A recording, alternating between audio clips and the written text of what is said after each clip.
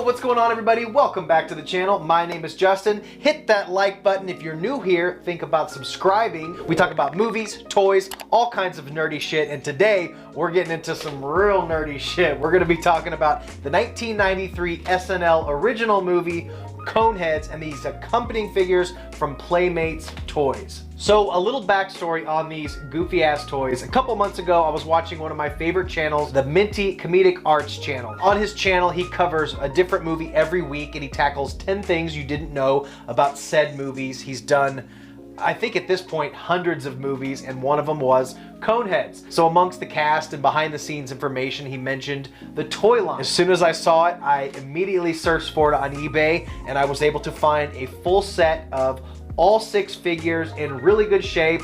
They're not gonna be in good shape for long because I'm gonna bust these fuckers open. Am I right or am I right or am I right? Right.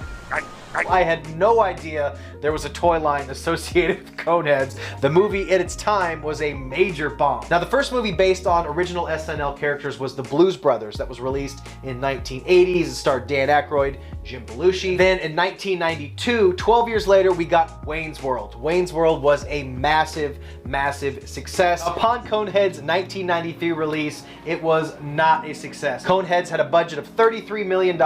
It only recouped just over $21 million of its production budget. It was bashed by critics, it lost a bunch of money, and was ultimately considered a failure. Despite its failure, SNL continued to pump out original movies for the next decade or so with varied success. Within that slew of movies, we had some moderate cult hits, Night at the Roxbury, The Ladies' Man, Superstar with Molly Shannon, and then some absolute failures like It's Pat, Stuart Saves His Family, and then the final nail in the coffin for SNL original movies was MacGruber, which I never saw. The Coneheads made their original debut on SNL on the 2nd season, January 15th, 1977. The original idea for Coneheads supposedly came from a very, very stoned Dan Aykroyd, who based the characters on the mysterious statues on Easter Island, as well as elements of the movie This Island Earth, where similarly strange-looking alien creatures go seemingly unnoticed in society by everyday people. In 1993, SNL was just massively popular with one of the best cast in SNL history.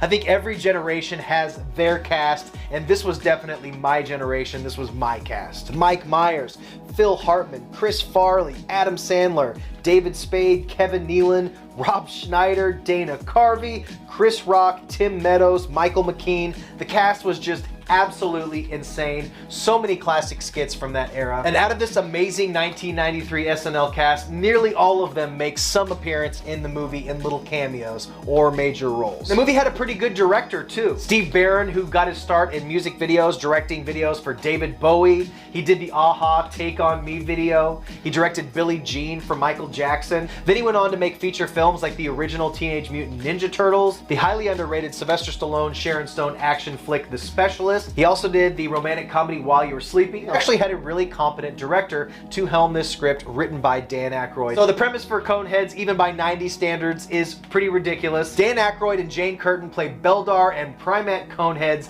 aliens from outer space who crash land on Earth and are forced to blend into society in suburbia as just normal folks. They could be your neighbor. And the humor comes from how ridiculous the situation is, how absurd they look, and how nobody seems to really notice that they have gigantic heads, or if they do, they just kind of shrug it off as no big deal. They talk in these absurd voices, they do absurd things, and the characters around them seem to just be none the wiser. You have amazing cameos here from David Spade and Michael McKean as immigration agents who are trying to figure out where the hell these people are come from. The Coneheads say they're from France. You have Adam Sandler in this amazing cameo as this super shady guy who gets them fake IDs so they can get employment and blend in better with society. So Beldar and Primat end up having a teenage daughter in the movie, and Chris Farley plays the hilarious boyfriend character. Wow! My mom's the only other woman I've ever known who could take a sandwich like that. God! Beldar goes through a couple different jobs, and Sinbad has an amazing role as one of his bosses. He's just hilarious. You don't see too much of that guy anymore. And as silly and absurd and as ridiculous as this movie is, I find it surprisingly funny. It's way better than it has any right to be. It actually has a little bit of heart. By the end, you kind of care for these characters. The plot lines of the immigration hunting them down, the family trying to blend in society, the coming of age as they focused on the daughter's character quite a bit, really blends together to make a really cohesive, interesting movie. You're just kind of in it with these characters, and by the end, you just feel pretty good. It's just a hilarious movie. When I saw these figures were available, I had to have them, and now they're here.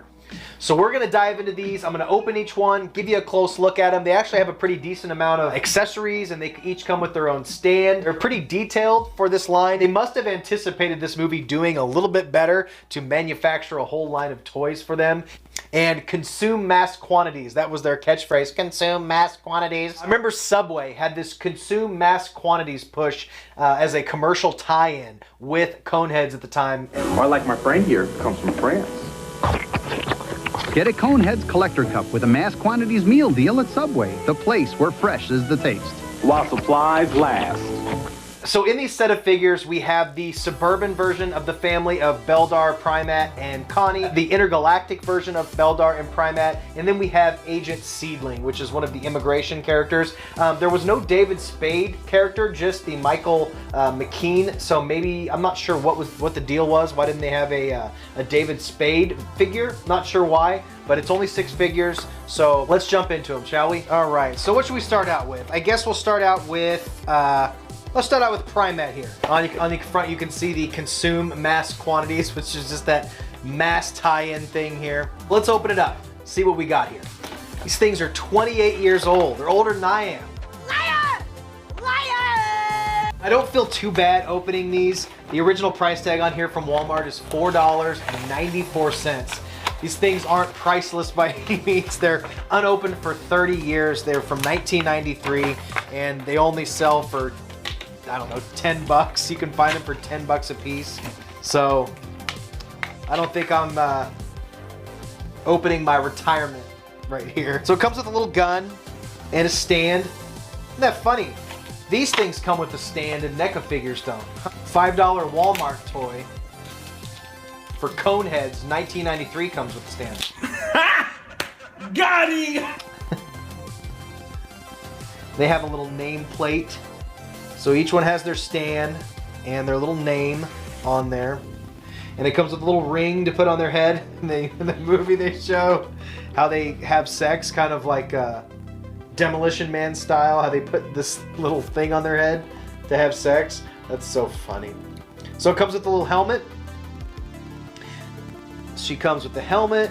She comes with a little walkie-talkie here. I don't know if that's going to go in the hand. It doesn't look like that's going to go in the hand. So that doesn't fit, but it does come with the helmet and the little ring to put on there. The arms move. Nothing else moves. The arms move up and down. So she comes with a little ring to put on her head. The arms move up and down. Whoa. And it comes with the helmet as well, so you can put the helmet on if you want. That's pretty funny. It does stand up, not well. I can still see this. That stands up all right. The detail is actually pretty decent for a $5 toy. We'll do Connie next. We'll do the daughter Connie. And the scenes with Connie were actually really, really hilarious. I forget the actress's name, but she was also in Dazed and Confused. She played the older sister to the nose-grabbing guy, the guy that goes like this the whole movie. But some of the best scenes in the whole movie are with Chris Farley and the daughter character. It's really, really funny. It's actually really cool. These things come with stands. They both have little holes in the foot to stand, but it only has one little peg to stand it on. She comes with a little bag here. I don't know if this will fit in here either. I don't really want to force it. She does come with a little shopping bag. I'm afraid I'm going to break it. You can put it in there, I guess. Doesn't look great. The head doesn't, okay, so the heads do twist The arms go up and down. She just comes with the shopping bag, all right? Connie comes with the shopping bag. Now, each one of them comes with little translations for their language. Chicken embryos for eggs. Pleasure tone spewer. Pleasure tone spewer is a stereo. Hooved mammal extract is milk. Yeast infected starch for bread. Living chamber is the home. Pulp swirl, fast food. Carbonated sucrose liquid, soda. Slar pad is an upright bed. So they have a whole bunch of little translations. Each one of them comes with a little translation page.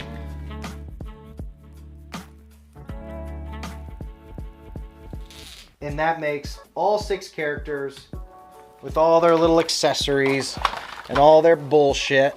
So guys, that is it. And I didn't pose for a thumbnail, so I hope I got a good thumbnail at the beginning. Guys, thanks for hanging out with me and talking nerdy shit, talking about Coneheads from 1993. I love doing this stuff.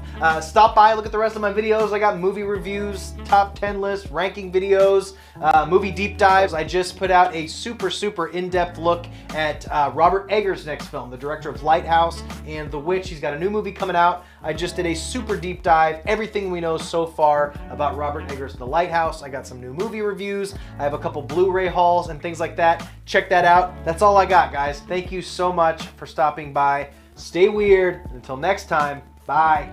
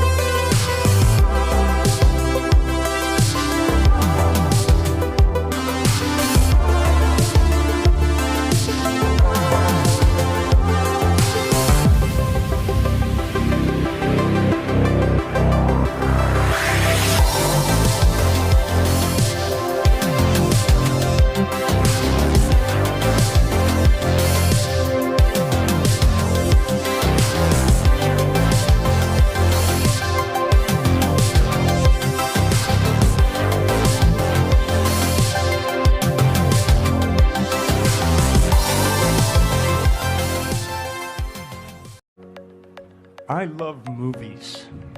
Gosh, I love movies. I love watching them, and I love making them.